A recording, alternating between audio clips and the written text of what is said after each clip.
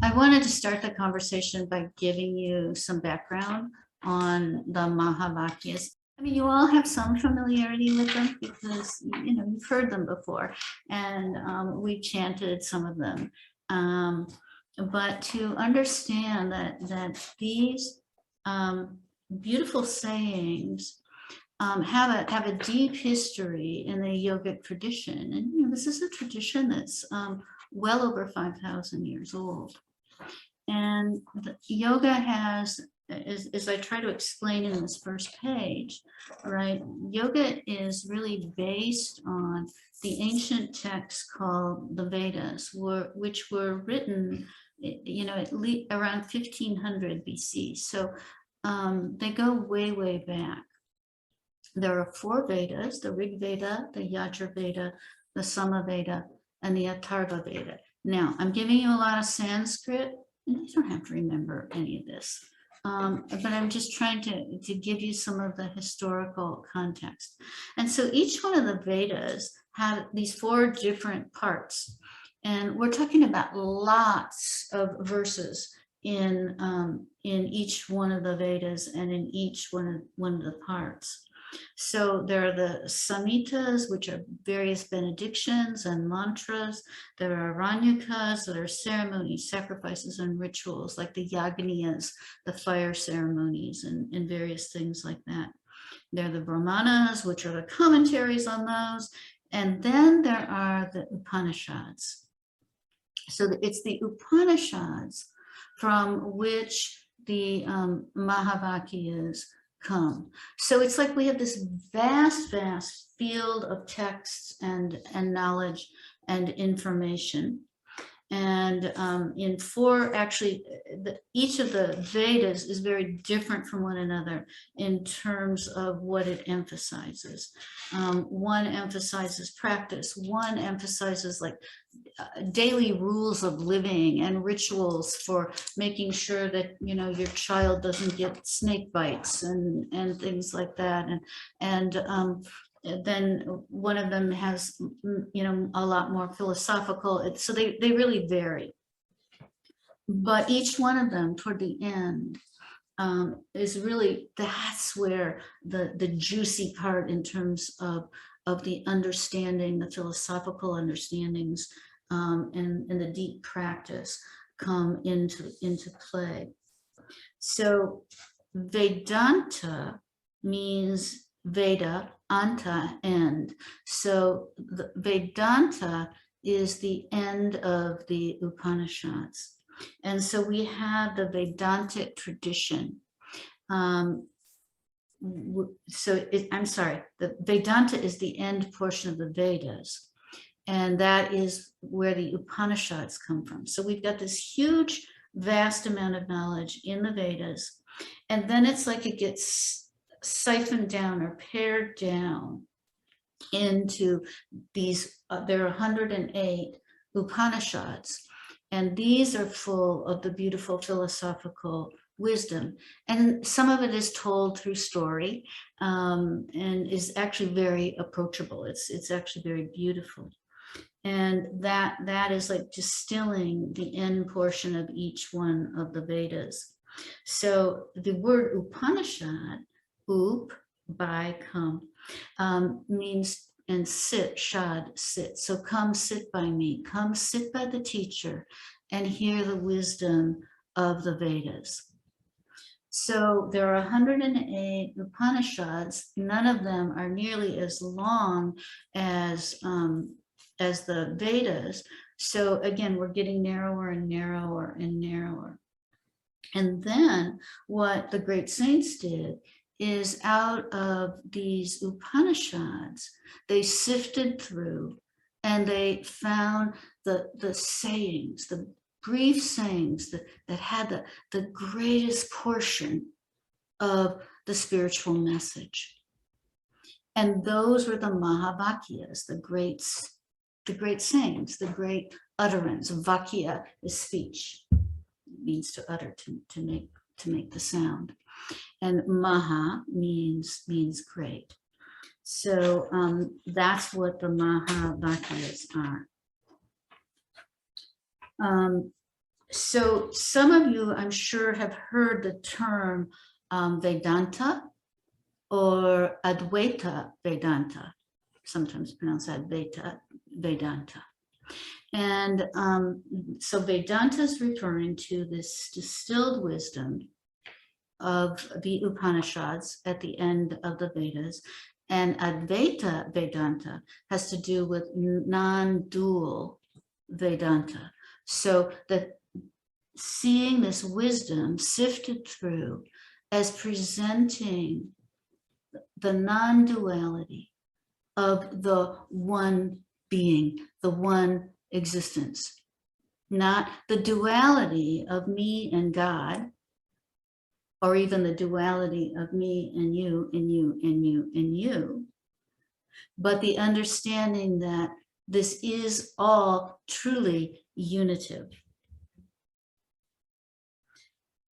So that is what happens in Advaita Vedanta. And that is really what the Wisdom School is based on this non-dualism. And what Gita Yoga, as my guru teaches it, is based on. And then, of course, there's the Vedanta Society that's very famous, and all of those things. Okay, so I list on here. Oh, and Advaita simply means not two. Dvaita means two. Means not. So not two. So I list the principal Upanishads. I list 12 of them. It doesn't matter. Scholars argue some are more principled than others. You know, actually, if I went through this today, I might change the list and put another one in. I've never read all 108 of the Upanishads. And I do have some books available if you're interested in studying them. And one that's right there on the floor is called The Upanishads by Eknath S. Warren. And S. Warren actually was a brilliant Indian man who spent much of his life in the US. And he actually had an ashram up in Sonoma County not terribly long ago. I never got to go there, but he's passed now. But he writes in a way, that Westerners can really hold on to. So if you were going to read a book on the Upanishads, that would be the one that I would recommend. And also, he actually has a nice book on the Bhagavad Gita as well. That's very approachable. Okay, so I listed all the names of these Upanishads. I'm not even going to read them all off. So what they did, these great saints, and it's so interesting, you know, how in this yogic Hindu tradition, how things are decided. It's so very different, you know, than in our Western Christian world. You know, for example, in Christianity, there was the Council of Nicaea, in which it was decided what could be, you know, what was heretical and what wasn't, and what you could preach and what you couldn't, and where they got rid of the books in the Bible that glorified women, and you know, things like that. And it's like they have this council of elders that gets together and decides all this and says, you're in, you're out. But it wasn't that way in this Hindu tradition. It was just kind of like what sifted through organically.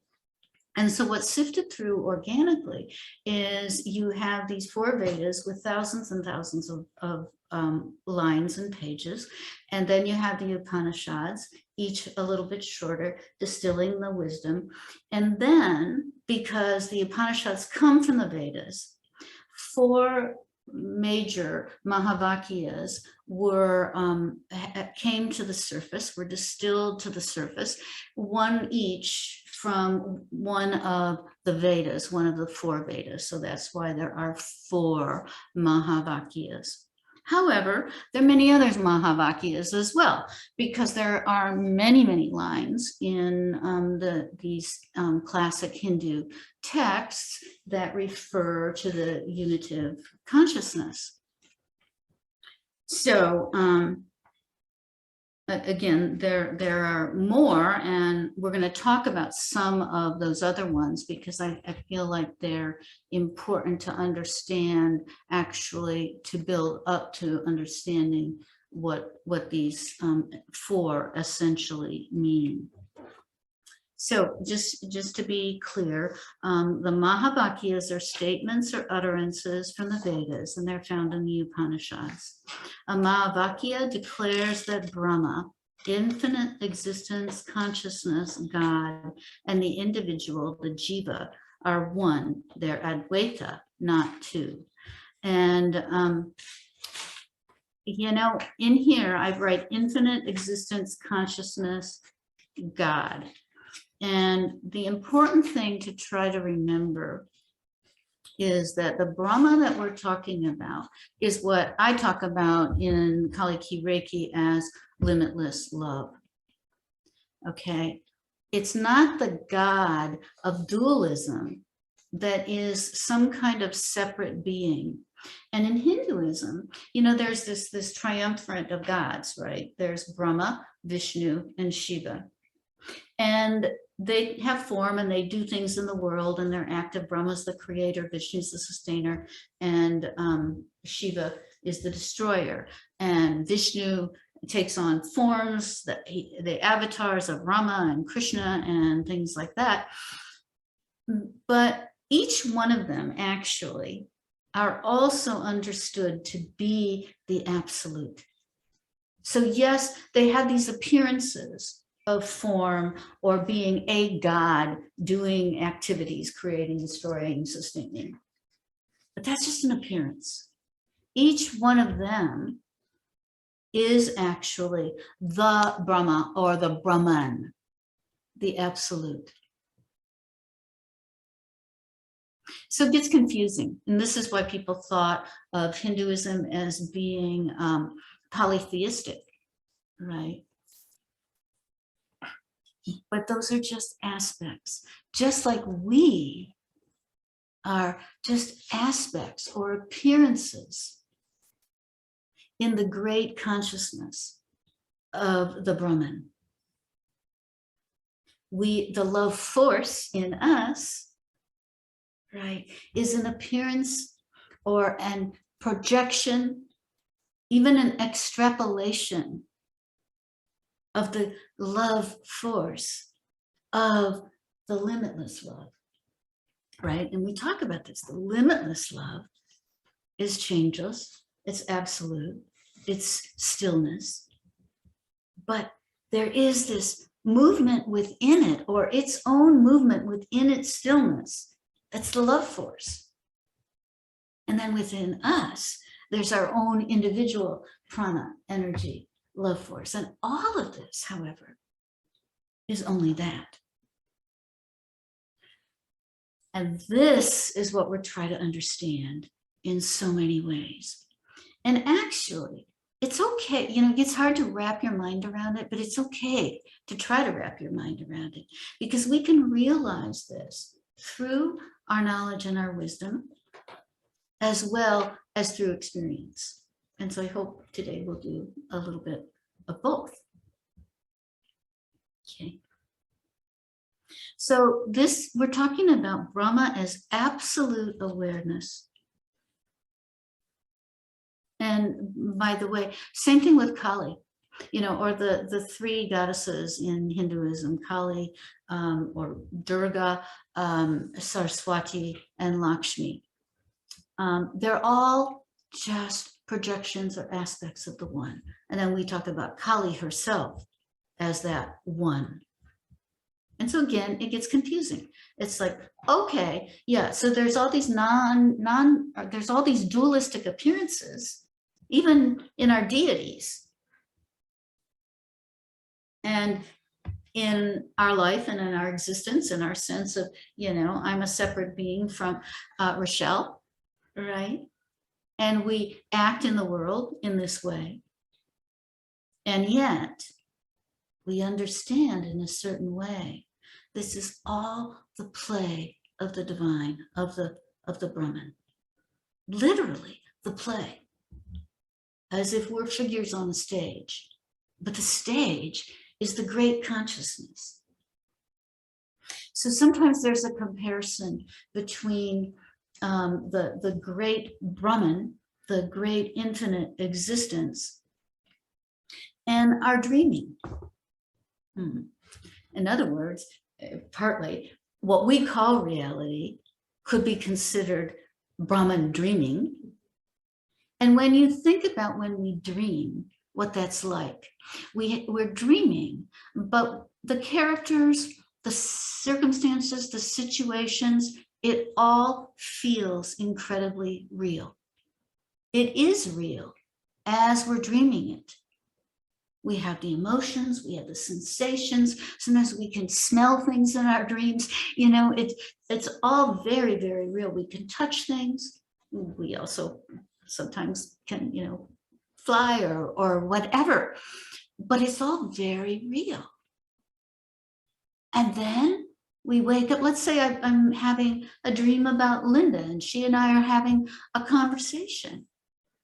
And then I wake up and I realize that whole world, all was happening in my mind.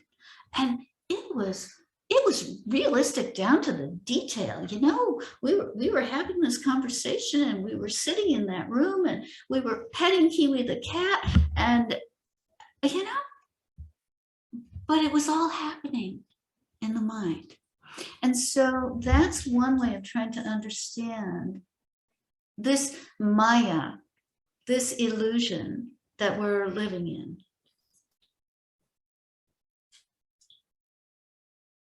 So I want to read something to you from one of my favorite Gitas. By the way, there's the Bhagavad Gita, but there are a whole bunch of other Gitas. The Bhagavad Gita just happens to be the most famous, and it is chock full of Mahavakyas, by the way, the Bhagavad Gita. But this is from the Avadhuta Gita, and Avadhuta is a person who's realized non-dualness, non-dual awareness. And so it says, I am one and in everything. I am unbounded and beyond space. How can I see my own self appearing or disappearing?